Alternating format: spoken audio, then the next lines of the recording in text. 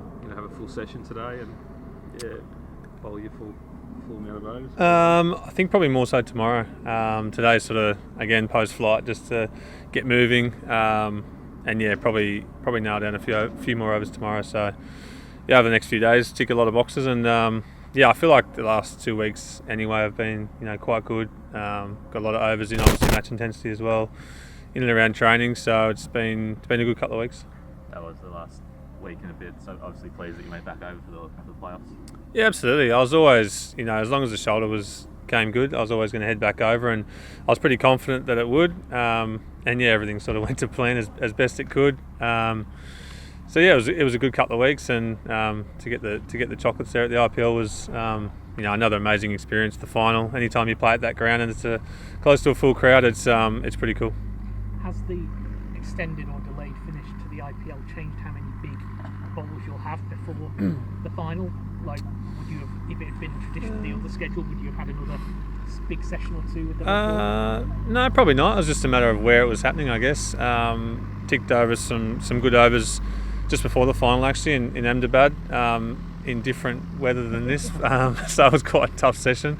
And then obviously, every time you play a game in IPL, you're probably going to get almost 7 or 8 overs in if you really want to. So in and around with warm-ups and obviously the 4 overs in the game. So and we bowled second a lot of the time in IPL, so it was sort of 2 warm-ups, so you can squeeze in overs here and there, and things are going pretty well. So you did a few extra red ball sessions in India under the guidance of CA, did you? No, it wasn't red ball. It was basically just at training with white ball at RCB, and you're working on your things that you're going to implement in T20 really. And for me, it doesn't really change a great deal anyway. We're going to have enough time here with red ball to get back in the swing of things and hit those lengths that you need to hit.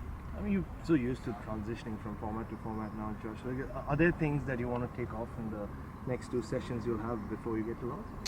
Yeah, it's probably just pushing that length a touch fuller. I think in the IPL games, I was probably hitting around that 7 to 9 metres almost in the power play, and not really threatening the stumps as much as you want to in Test match cricket, in particular, probably here in England. So it'll just be about pushing that length a touch fuller and sort of still getting that zip through to the keeper. So things like that. It's not much of a difference. It's just that feel out of the hands and pushing a touch fuller. Having narrowly missed out on the 11 2 years ago at the Oval, does this feel like one of the missing pieces in your career?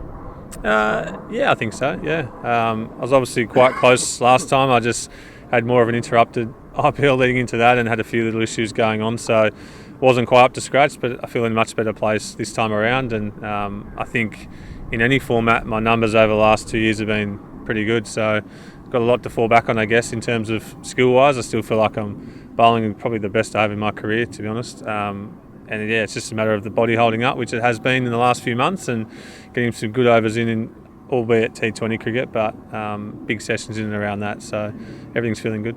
Have you, those couple of times over recent summers where you have had injuries, have you identified any kind of maybe common denominator as to kind of why that may have been occurring often in first tests?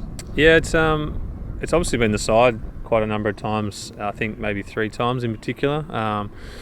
Been a little bit proactive in this time, and probably another time when we were here in England as well with getting things sorted. It's obviously just that the jump up, not only intensity but just in workload in that first test match, as opposed to T20 one-day cricket. But I guess it's all about that 4-week chronic load, 10-week chronic load that we always talk about to get the numbers right. And I think intensity is probably a big one for me to tick that box.